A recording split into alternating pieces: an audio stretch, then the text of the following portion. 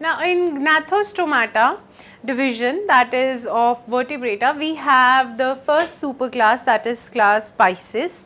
In the class Pisces we are going to come across the fishes, and there are two types of fishes, as I told you in the introductory vertebrate lesson, that those two types are Chondrichthyes and Osteichthyes, and we are going to study about class Chondrichthyes over here. Before that, a little bit intro to this class Pisces. First is that they are going to be cold blooded organisms. Why they are cold blooded? Because they cannot regulate their body temperature, as in our case. Our case is not cold blooded, we are warm blooded. Both the mammals and birds on this earth, they can regulate their body temperature. That I tell you, supposedly you go in some snow laden area where the temperature is 0 degrees Celsius or it is below 0. The body temperature of your own body, internal temperature where the organs would be present, it would remain 37 degrees Celsius. You go to some desert where it would be 50 degrees Celsius, yet again your body temperature will be at 37 degrees Celsius only. That is because your body can regulate your own temperature, its own temperature, and it happens to be warm blooded. In case of the class Pisces, the organisms are going to be cold blooded because they do not have the mechanism of homeostasis. And in homeostasis I am talking about homeothermy, where the internal temperature of the body stays constant. So they are cold blooded. Supposedly a fish is in a cold ocean that is having temperature at around 12 degrees Celsius.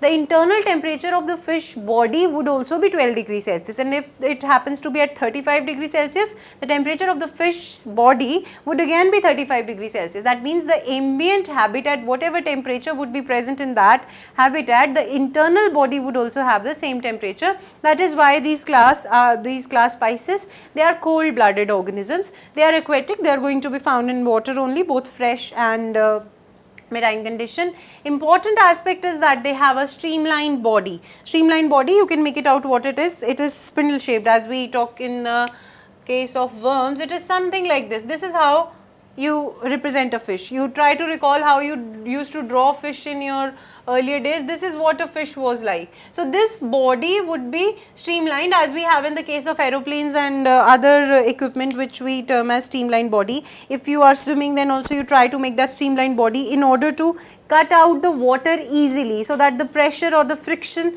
that the water creates in your movement is reduced to minimum. And this is why these fishes have streamlined body, because they are primarily aquatic. The swimming purpose is solved by the fins. Okay. Then we have a tail fin that is for direction changing. Here also you can, the few of you who swim regularly, they can make it out that whenever we have to change the direction while swimming, it is with the help of our feet that we use. Same as in the case of the fishes, that it is the tail fin which is responsible for changing the direction. In any case, whatever we learn in our daily life, that we have learned from nature only, and that posture making, streamlined posture making that we do in swimming, while diving, that is also learned from the fishes only. The direction changing is done by tail fin, that is also learned by the fishes only. Then we come to the exoskeleton. The exoskeleton of the fishes would have scales.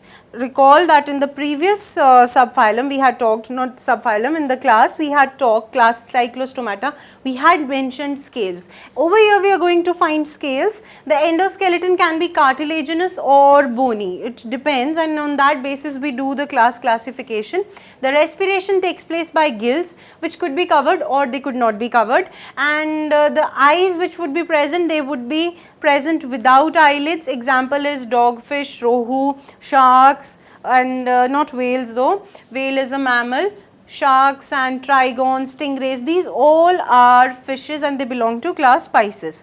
Come to the first class of Pisces, that is class Chondrichthyes, cartilaginous fishes we are talking about. We have sharks over here, the example. We have chimeras, that are ratfish. These are believed to be connecting links. We have skates that are present in the lower ocean floor. We have rays. As you can see, these dorso-ventrally flattened bodies are due to the water pressure that is being generated. They are present in the ocean surface. So in order to avoid the water pressure, the pressure of water exerted by the column of water that is present present above the body. In order to reduce these, they have this flattened body which is different from the streamline, though in order to cut the water and avoid the friction created by the water column, the body somehow is streamlined, but it has been flattened, which is different from what we have studied.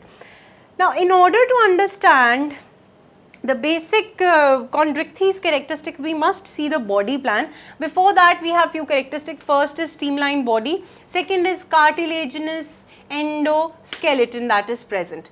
There is a ventrally located mouth. You are going to find the difference in class osteichthyes. The mouth would be terminal. Over here, the mouth is ventral, as you can see over here, the ventrally located mouth, and the notochord is persistent throughout the life. One more important point. Now, what you see over here is that there are separate gill slits and there is not a covering that is known as operculum which would be present on the gill slits. So, first thing that is to be remembered apart from these, that there is no operculum that is present. Now, the points over here that are mentioned, they would be point of differences between one class and the other class of Pisces. So, the first point is that they have cartilaginous skeleton. That is the first point of difference. Please remember, when I am going to discuss osteichthyes, we are going to talk about these points as well.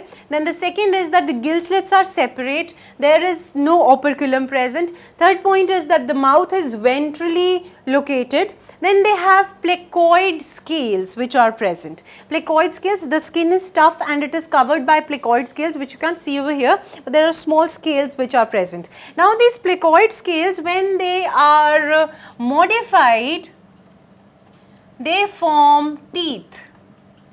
And you know, because I gave you the example of shark, what comes to our mind whenever we think of a shark or those huge jaws and those huge teeth in the mind? These teeth are very strong, they are modified placoid scales and they are located in the opposite direction, ventrally located, and they are directional in a way. Okay, the modified teeth are there. Talking about their heart, they have a two-chambered heart. It would have one auricle and one ventricle, which proves that the deoxygenated and oxygenated blood would mix together. That means somehow the circulatory system is still not that advanced. Talk about our own case, we have 4 chambers of the heart. The deoxygenated blood does not get mixed with the oxygenated blood. But in the cases of fishes, what we have is, there is a 2-chambered heart. One is auricle and other is ventricle that is present. One auricle, one ventricle. As I told you in the beginning as well, that they are cold-blooded. That means the other term for cold-blooded is poikiliotherms. So, they are poikiliotherms. They cannot regulate their body temperature. Now, we are going to pay attention to the fins of these chondrichthyes. What you see over here, there is eye, there won't be any eyelid, the snout that is present, mouth that is ventrally located, gill slits without operculum. Now, what you have to see over here, that we have fins. First one is dorsal fin and the lower one is the pectoral fin. We have a pelvic fin which is present. Now, this pelvic fin is different in both male and female. That means there is sexual dimorphism that is present. In case of the male chondrichthyes, there would be claspers which would be present on the pelvic fin. See, the location of the pelvic fin is towards the posterior side of the body. It is the clasper which is present on the pelvic fin in the case of males. We have a second dorsal fin, there is an anal fin, and this particular part is the tail that we call and this is known as caudal fin. So, this is the proper arrangement or the body plan of a chondrichthyes. There are 3 fins that we have to talk about: dorsal fin and pectoral fin, then we have a pelvic fin, then we have second dorsal fin or the anal fin, then there is a caudal keel which is present between the anal fin and the caudal fin. So, this is the arrangement of chondrichthyes. Now, when we talk about chondrichthyes, there is internal fertilization that takes place. That means there would be some site present in the body of female where the male's gametes would come and they would fertilize. The fertilization is internal, there is no external fertilization. That means the gametes would not come out in the habitat and do fertilization outside. Also, one thing is to be noted, that they are mostly viviparous.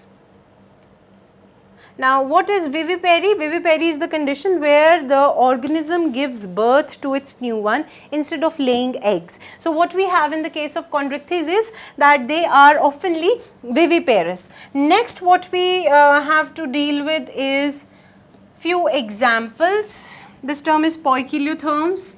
You have to remember it. They are cold-blooded organisms. They are mostly marine. They won't be found much in fresh water. What are the examples? First one is Scoliodon, that is the dogfish. Second one is Pristis, that is the sawfish. Third one is Carcharodon, the scary great white shark. Now, as you can see, the common names, I am referring to predaceous fishes over here. If you are going out on some beach outing, you would be scared about these fishes. They can come and attack any time because they are predaceous. They can come and harm you, and we did discuss that so strong are their jaws that so much force is being applied by the jaws and such huge teeth that they can take away the entire arm or leg from your body totally away. You would be amputated. Why not take somebody else's example? They just totally consume the organism.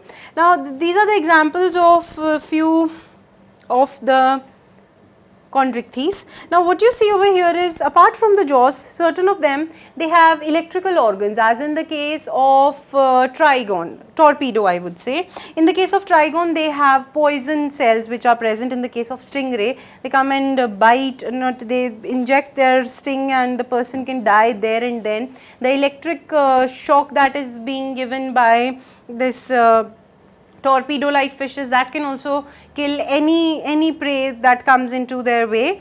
And one thing that is to be remembered, that these fishes have to float entire life. They have not float, they have to swim entire life. If they stop swimming, they would drown. Now, why do I say that? See, supposedly you are present in water, you are going to drown the moment you stop swimming, until and unless you have something to float. In the case of these fishes never stop swimming in their entire life.